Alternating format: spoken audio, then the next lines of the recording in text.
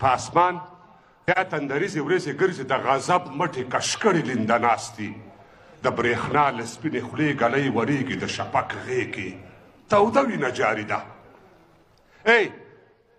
کوږ پټکی د دې طالب مغرور په سر دی او د سینې سر ته یې ټومبلی یو خنجر دی اوږدې څڼې ګډه ګیره له بریتونه اړوي له مخ ویښته په غبرګ لاسونو د یو ونې لاندې ناست په ملا راکوب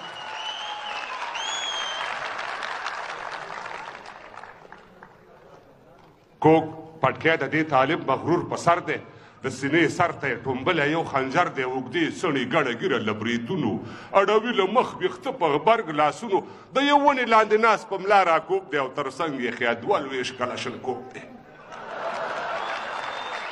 له رزمکه تر کوږکه تر هلمنده درې جاغورې ورسره یو کمربند او له منبره تر مرچل کوي اعلان او پر سنګل خوبونه پرېږده ملا جانه له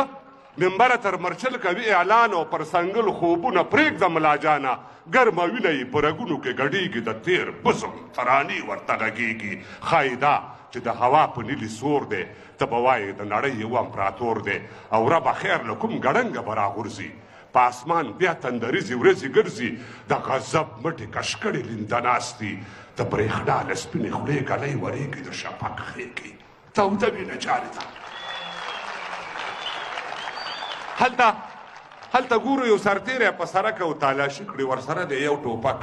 تذکره رانوم دې څه دی د چا زوی چیرې ځې له کومې راغلې د کوم ځای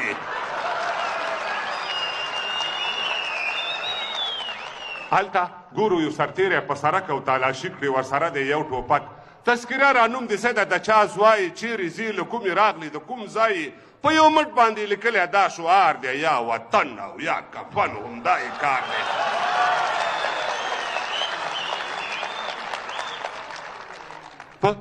په یو مټ باندې لیکلی دا شعار دی یا وطن او یا کفن همدا یې کار دی دوه سرتیري بوخته یو ملک په دفاع کې لویه ربه دوی یو بل سره په خوله کې دا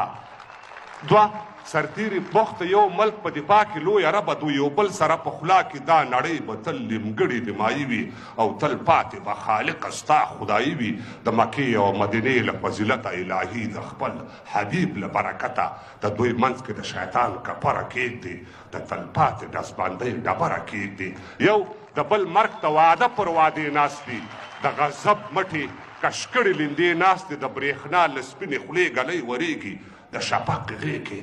توده وینه جاري ده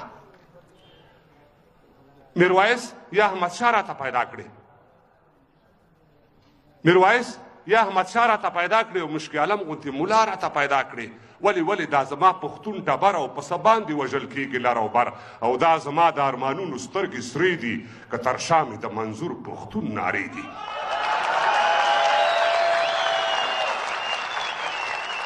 میرویس یا احمدشاه راته پیدا کړې او مشکي عالم غوندې ملا راته پیدا کړې ولې دا زما پښتون ټبر او په څه باندې وژل کېږي لر او بر او دا زما د ارمانونو سترګې سرې دي که تر شا مې د منظور پښتون نارې دي اپریدو مومن شینوارو یوسفزیو بنوڅي مروت خټک واسکزیو داودزي بنګخ کاکړ او سالارزیو له داوړ وزیر مسعود او یرګزیو یم ولاړ په خپلو مټو مال اعمال یم دبدبه مې د خوشحال دستر خوشحال یم زه به خرڅ نشم هېڅکله په روپو پښتنو درته قسم خورم په پښتو لامو تر سردریاب مې لړزولی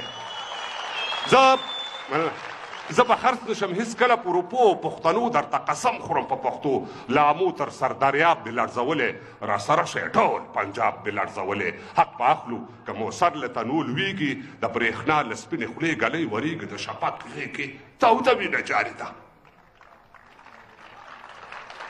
څوک د شپې تر نیمایي سندرې وایي څوک د شپې تر نیمایي سندرې وایي څوک مستان تر سبایي سندرې وایي څوک سهار وختي د سوال پر تخته ناست دي ګرد د ورځې د اوبال پر تخته ناست دي څوک چکر له ځي چورلکې لري خپلې د چا نشته د پښو لاندې چپلې څوک په لس چته ماڼیو کې اوسېږي په چا باندې بیا زړه خیمه څڅېږي څوک د قبر ځای هم نه لري حیران دي څوک د قبر ځای هم نه لري حیران دي څوک د سل جریبه ځمکو خاوندان دي چا د خوښې او د شرنګ جامې اغوستي چا په خپلو وینو رنګ جامې اغوستي شرره چا د خوښې او د شرنګ جامې اغوستې، چا په خپلو وینو رنګ جامې اغوستې، چا د سر ویښته شکولي بورې کونډې، څوک له ډېرې عیاشۍ ګرځي پر پنډې. چې هر وخت راځي راځه وینه جاري ده، چې هر وخت راځي راځه وینه جاري ده، د شفق غېږ کې توده وینه جاري ده، په اسمان بیا تندریزې ورځې ګرځي، د غضب مټې کشکړې لنده ناستي، د برېښنا له سپینې خولې ګلۍ ورېږي، د شفق غېږ کې توده وینه جاري ده. له غوږ مې ومو بیا هم مننه.